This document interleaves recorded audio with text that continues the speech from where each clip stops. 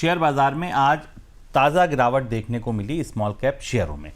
Small cap शेयरों की पिटाई फिर से शुरू हो गई है। सोमवार को स्मॉल कैप इंडेक्स 16,984 का निचला स्तर छू गया, जो मई के बाद अब तक का सबसे निचला स्तर है।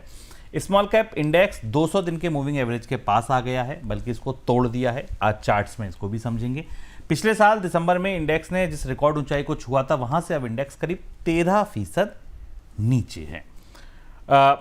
देखिए, जब हम बात करते हैं ना कि जैसे इंडेक्स में गिरावट आई है, इंडेक्स 13% टूट गया है, इससे ना बहुत फर्क पड़ता नहीं है दरअसल, क्योंकि इंडेक्स भाई 12% टूटा या 13% टूटा, आप ये सोचिए इंडेक्स खरीदता कौन है?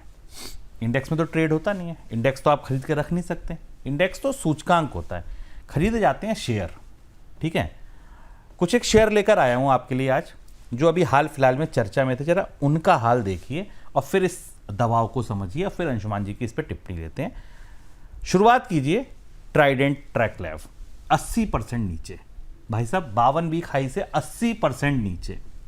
RS software 78%, Waaree technology 70%, JNK India, Praj industry, Ola electric, Tejas network, गिनते जाइए। ये वही शेयर हैं जिनके आप सवाल पूछते हैं, ये वही शेयर हैं जो ट्रेडर्स के फैंसी होते हैं। आगे चलिए, transformer and rectifiers, Shakti pump, Neogen chemical, Jupiter wagon, IREDA से कुछ याद आया?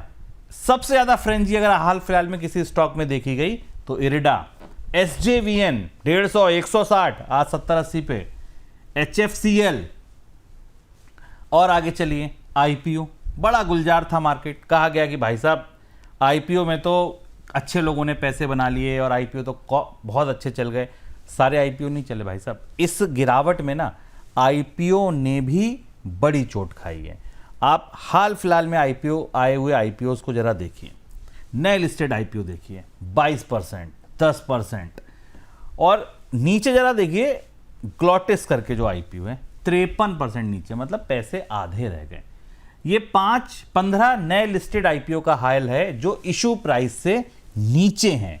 ये इशू प्राइस से भी इतने नीचे हैं। सोचिए कि जिस पर ये बाजार में लाए गए, जिस पर मर्चेंट बैंकर ने और तमाम लोगों ने ये कहा कि ये भाव इसके लिए सही है, ये प्राइस बैंड सही है, और जिस प्राइस पर ये इशू हुए ना भाई, उसके बाद इनका ये हाल हो गया। अब जरा समझिए कि ये बाजार की गिरावट कितनी तीखी है। अब जरा समझिए क्यों ये बाजार में गिरावट में थोड़ी घबराहट हमें दिख रही है। सर, पहले आपकी टिप्पणी चार्ट पे चलने से पहले, क्या ये किसी बड़े खतरे की आहट है?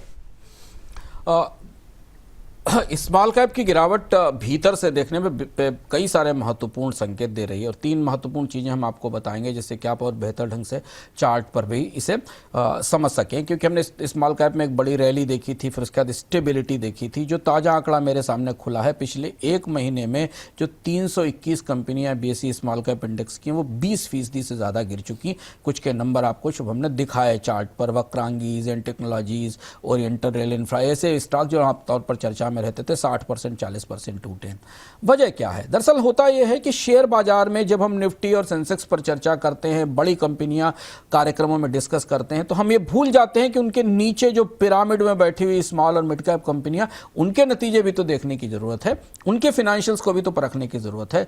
और अगर आप ध्यान से देखें तो जिस Q3 के नतीजे को हमने Q2 के नतीजे जो देखे, उसमें अगर बड़ी कंपनियों के नतीजे बेहतर थे, Q3 उन छोटी कंपनियों के नतीजे उतने अच्छे नहीं आए। प्रॉफिट मार्जिन्स में तेज गिरावट है।